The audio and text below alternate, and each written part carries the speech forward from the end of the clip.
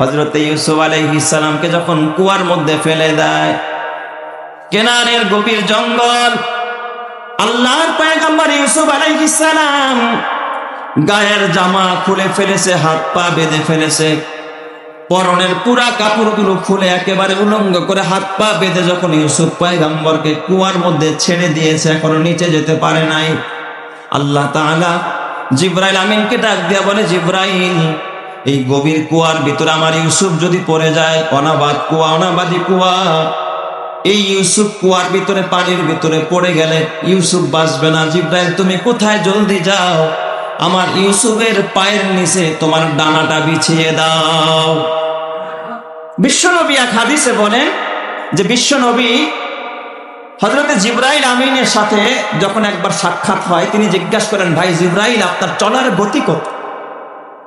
জিবরাইল আমিন বলেন, ইয়া রাসূলুল্লাহ, আমার চলার গতি কত এটা আমি আপনাকে বলতে পারবো না, তবে একটা ঘটনা বলি, এর থেকে আপনি আন্দাজ করবেন যে আমার চলার গতি কত। হযরত জিবরাইল আমিন ডাক দেয়া বলেন, ইয়া রাসূলুল্লাহ, ইউসুফ আলাইহিস সালামকে যখন তার 10 ভাই মিলে যখন হাত পা বেঁধে ওই কিনানের পরিত্যক্ত একটা কুয়ার মধ্যে ছেড়ে দিয়েছে, এখনো পানির সাথে মিশতে পারে নাই, আমি জিবরাইল তখনও সিদরাতুল মুনতাহায়। এই সিদরাতুল মুনতাহা কত দূরে? এখান থেকে প্রথম আসমান 500 বছরের রাস্তা, আবার আসমানটা মোটা হলো আরো 500 বছরের রাস্তা, প্রথম আসমান থেকে দ্বিতীয় আসমানের দূরত্ব আরো 500 বছরের রাস্তা, এইভাবে সপ্তম আসমান পর্যন্ত 7000 বছরের রাস্তা, সপ্তম আসমান থেকে সিদরাতুল মুনতাহা আরো 7000 বছরের রাস্তা। তাহলে সর্বমোট কত হাজার বছরের রাস্তা? 14000 বছরের রাস্তার দূরত্বে হযরত জিবরাইল ডাক দিয়া বলেন, ইয়া রাসূলুল্লাহ, ইয়া হাবিবাল্লাহ, আমি জিবরাইল সিদরাতুল মুনতাহায় ওই দিক দিয়ে ইউসুফ পয়গম্বরের হাত পায়ের ভিতরে রশি বেঁধে ভাইরা চক্রান্ত করে, ষড়যন্ত্র করে, বাবার চোখে ফাঁকি দিয়ে ইউসুফ পয়গম্বরকে কুয়ার মধ্যে ছেড়ে দিয়েছে, এখনো পানির সাথে মিশে নাই। আমি জিবরাইল ওই সিদরাতুল মুনতাহা থেকে মাত্র 2টা ডানা মেলে আমি একটা উড়াল দিয়ে চোখের পলকে হযরত ইউসুফের পায়ের নিচে ডানাটা বিছায়া দিয়েছি, এখনো পর্যন্ত ইউসুফের পা পানির সাথে স্পর্শ করে নাই। জোরে কোন সুবহানাল্লাহি ওয়া বিহামদিহি। জিবরাইল ডাক দিয়া বলে, আমি গিয়া দেখি এখনো ইউসুফের পা পানির সাথে এখনো পর্যন্ত মিশে নাই। আল্লাহ তাআলা পয়গম্বর হযরত ইউসুফ জিবরাইল আমিনের ডানার উপরের মধ্যে জিবরাইল আমিন বসালেন। এরপর আল্লাহকে ডেকে বলেন, আল্লাহ, এবার তোমার পয়গম্বর ইউসুফের সাথে আমি কি রূপ আচরণ করব? আল্লাহ বললেন, ও জিবরাইল, তার ডান হাতের মধ্যে দেখো তার বাবা ইয়াকুব আলাইহিস সালাতু ওয়াস সালাম একটা তাবিজ বেঁধে, তার একটা জুব্বা, হযরত ইব্রাহিম খলিলুল্লাহর একটা জুব্বা এই হাতের মধ্যে তাবিজ বানায়া বাবা বেঁধে দিয়েছে।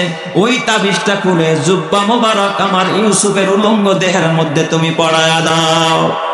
হযরত জিবরাইল বলেন, আল্লাহ, এরপর আমার কি কাজ? আল্লাহ ডাক দিয়া কয়, জিবরাইল, জলদি যা, আমার ইউসুফ ক্ষুধার্ত, জান্নাত থেকে খাবার নিয়া এই কুয়ার ভিতরে আমার ইউসুফের জন্য খাবার পরিবেশন করা আরম্ভ করো।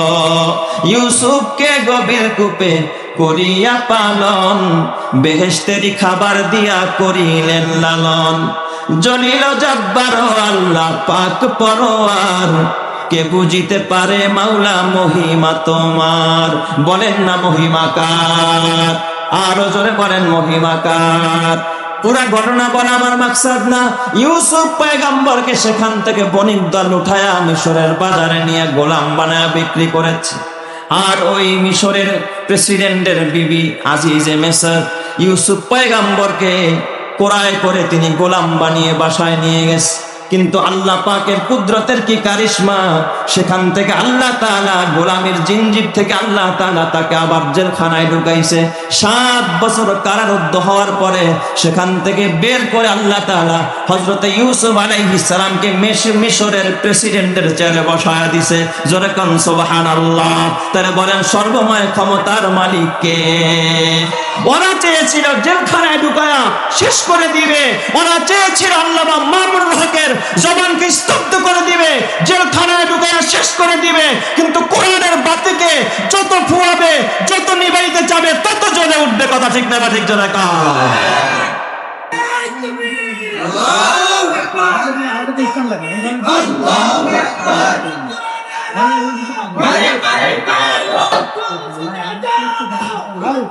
আমার ভাইয়েরা, হযরত ইউসুফ আলাইহিস সালাম দীর্ঘ 70 বছর পরে যখন ভাইদের সাথে সাক্ষাৎ হয়, ভাইরা যখন মিশরে আসলেন ইউসুফ পয়গম্বরের কাছে, শুনলেন বাবা নাকি অন্ধ হয়ে গেছে। কোরআনের মধ্যে আছে ইউসুফ পয়গম্বর নিজের গায়ের জামাটা খুলে দিলেন, আব্বার কাছে নিয়ে যাও, ফারতাদ্দা বাসীরা, এই জামা আমার বাবার চোখের মধ্যে লাগাও, সঙ্গে সঙ্গে আমার বাবা চক্ষুষ্মান হয়ে যাবে।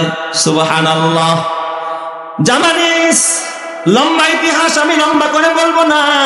ইয়াকুব পয়গম্বর পরক্ষণে যখন হযরতে ইউসুফ আলাইহিস সালামের কাছে আসলেন, পিতা পুত্রের যখন 70 বছর পরে পিতা পুত্রের যখন সাক্ষাৎ হয়, ইয়াকুব আলাইহিস সালাম অজরে কান্না করতেছিলেন।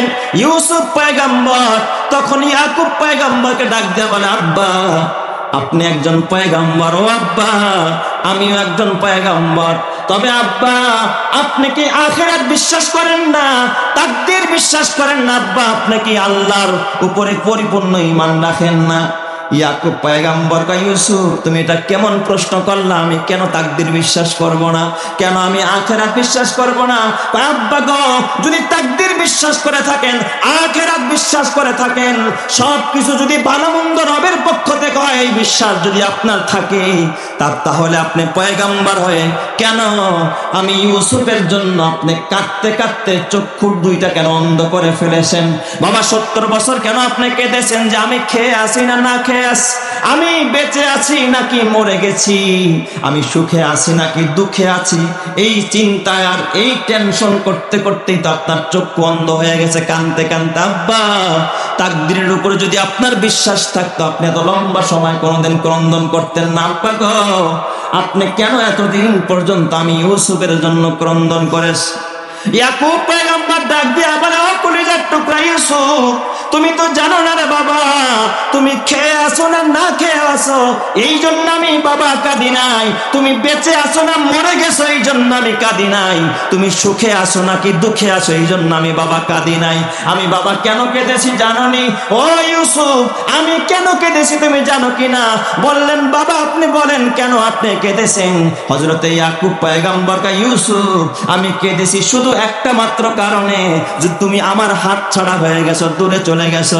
তুমি কি তোমাকে আমি তাআল্লুক আল্লাহ করাইতে পারি নাই? আল্লাহর পরিচয় আমি তোমাকে করায় দিতে পারি নাই, দিন শিখাইতে পারি নাই, তোমাকে আমি জাহান্নাম থেকে বাঁচাইতে পারি নাই, কাছে থেকে তোমাকে দিন শিখায় আল্লাহর সাথে পরিচয় করাইতে পারি নাই, দিনই তালিম দিতে পারি নাই। আমি ভেবেছি না জানি তুমি আবার পথচ্যুত হয়ে যাও কিনা, তুমি আবার পথভ্রষ্ট হয়ে যাও কিনা। ও ইউসুফ আমি বাবার উপরে ফরজ ছিল তোমাকে দিন শিক্ষা দেওয়া, তুমি আমার থেকে দূরে সরে গেছো, তুমি পথ হারা হয়ে যাও কিনা, দিন থেকে মাহরুম হয়ে যাও কিনা। আমি বাবা শুধুমাত্র এই জন্য ক্রন্দন করেছি, অন্য কোনো উদ্দেশ্যে আমি ক্রন্দন করি নাই।